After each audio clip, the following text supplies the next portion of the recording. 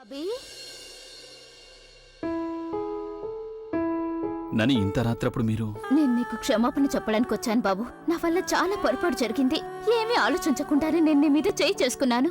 ప్రజ్ఞ కనిపించలేదన్న కోపాన్ని నీ మీద చూపించాను. నిజానికి ఎక్కువ అందరికంటే నీకే బాధుంది. నన్ను క్షమించు బాబు. నాని ప్లీజ్ నాని, నువ్వు నాకంటే పెద్దదానివి. నీకు అధికారం ఉంది నన్ను తిట్టడానికి, అలాగే నా మీద చేయి చేసుకోవడానికి. నాకు తెలుసు ప్రజ్ఞ కనిపించినందుకు నీకెంత బాధగా ఉందో. అందుకే నాకు నీ చెంపదెబ్బ ఏమాత్రం తప్పుగా అనిపించలేదు. బాబు నువ్వు బాధపడుతున్నావని నాకు తెలుసు. లోపల చాలా బాధపడుతున్నావు, కానీ మాకు చెప్పడం లేదు. గదిలో ఒంటరిగా కూర్చొని ప్రజ్ఞను తలుచుకుంటున్నా. తను లేకుండా ఉండటం నీకు అలవాట్లేదు కదా, అందుకే నీకు నిద్ర పట్టడం లేదు. నన్ను క్షమించు బాబు.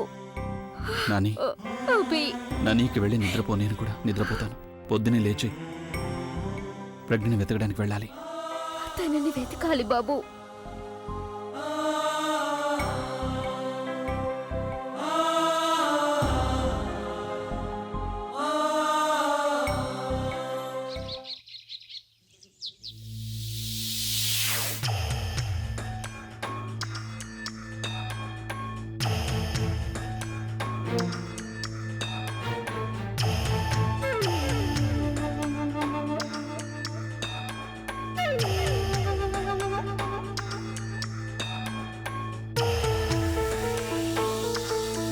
నువ్వు రోజు నాతో ఉంటే ఎంత బాగుంటుంది బుల్బుల్.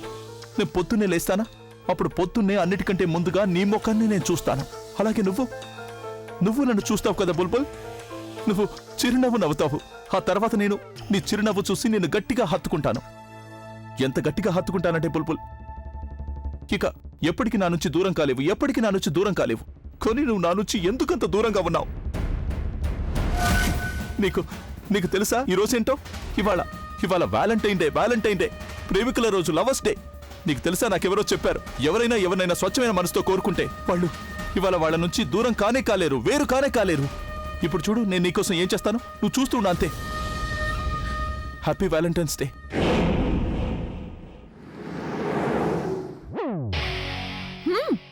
నైస్.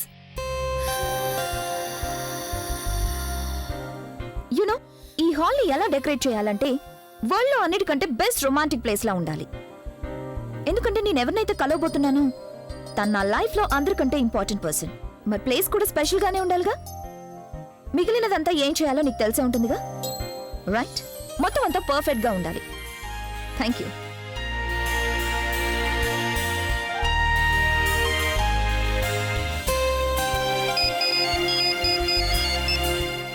ఎస్ అమ్మా. తను అభి నా ఫోన్ ఎందుకు రిసీవ్ చేసుకోవడం లేదు? నేను తనకి ఎప్పటి నుంచి ఫోన్ చేస్తున్నాను. ఇన్ఫాక్ట్ ఒక మెసేజ్ కి రిప్లై కూడా ఇవ్వలేదు. I mean what kind of behaviour is this? అమ్మా, అది నిన్న తనొక కాంట్రాక్ట్ సైన్ చేశాడు. బహుశా దాంతోనే బిజీగా ఉండుంటాడు. నిన్న రాత్రి తనకు ఒక కాన్సర్ట్ కూడా ఉంది. బహుశా అందుకనే ఆయన మేము కూడా 2 రోజుల నుంచి మాట్లాడుకోవడం లేదు. బట్ రిలాక్స్, తను తన ఫ్యామిలీతో మా పెళ్లి విషయం మాట్లాడాడు. బుల్బుల్ బుల్బుల్ బుల్బుల్ ఏమైంది నీకు? ఉన్నట్టుండి పడిపోయిందేంటి? బుల్బుల్ని నేను ఎక్కడికి పంపించట్లేదు. నువ్వేమీ టెన్షన్ పడకు. తను గాఢ నిద్రలో ఉంది. నేను తనకి నీళ్లలో నిద్ర మాత్రాలు కల్పించాను. ఏడవడం ఆపేసి మంచినీళ్ళు తాగు. కమ్.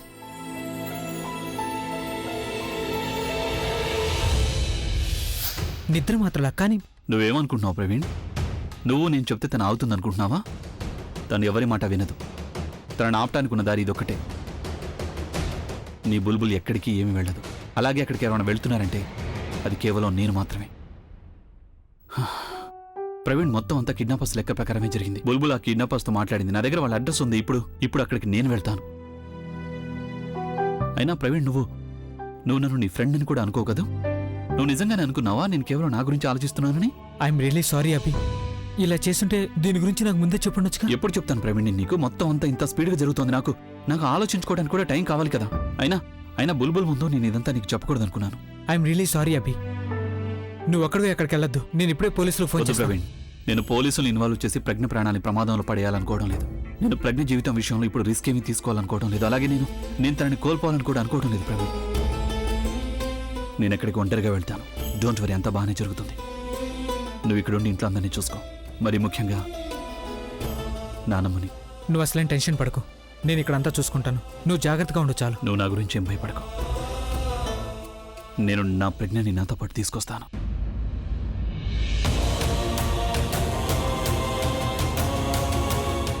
బుల్బుల్ని గెస్ట్ రూమ్లో తీసుకెళ్ళు.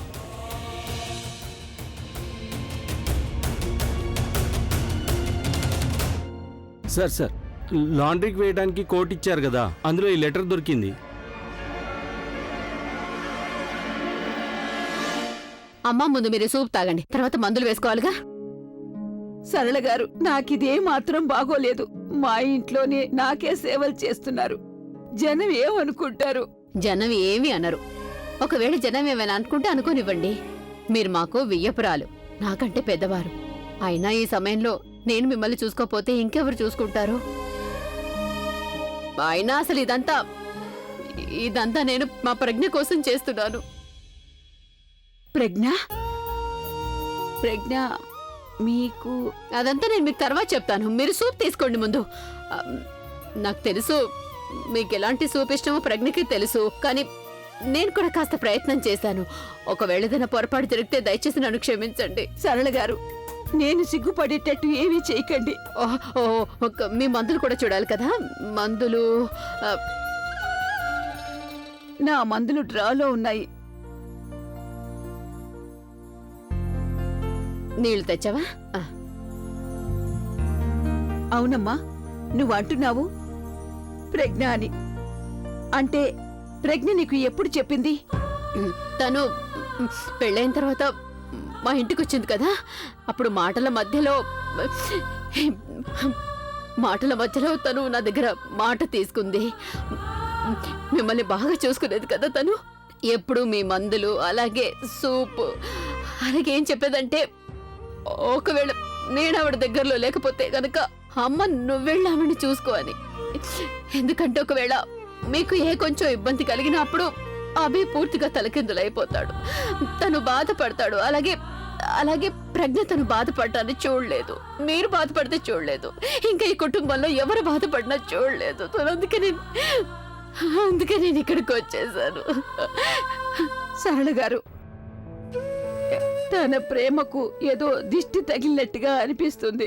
లేదు, వాళ్ళ ప్రేమకి ఎవరి దిష్టి తగలనే తగలదు. ఇదొక పరీక్ష. భగవంతుడు వాళ్ళిద్దరి ప్రేమని పరీక్షిస్తున్నాడు. భగవంతుడు ఒకవేళ వాళ్ళని పరీక్షిస్తుంటే అప్పుడు మనం వాళ్ళకి అండగా నిలబడాల్సిన బాధ్యత మనదే అవుతుంది కదండి.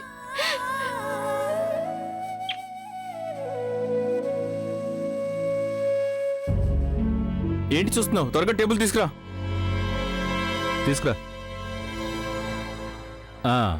నిజంగానే నీ అదృష్టం చాలా బాగుంది. లేదంటే కిడ్నాపింగ్ లో మనుషులకి తినడానికి ఏమీ ఉండదు. కానీ నీకు ఈ కేక్ వచ్చింది చూడు. అది సరే కానీ రఘు, తను తినాలంటే చేతులు విప్పడం తప్పనిసరి. మొత్తం విప్పాల్సిన అవసరం అయితే లేదు. అవును, అయితే సగం విప్పుదాం.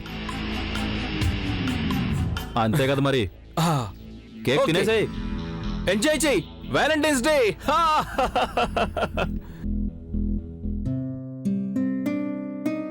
ఇవాళ ఈ ప్రేమికుల రోజున నేను ఆయన దగ్గర లేను. ఆ రోజు ఎప్పుడు వస్తుందో తెలీదు. ఎప్పుడైతే ఆయనకి నా ప్రేమ అనుభూతి కలుగుతుందో.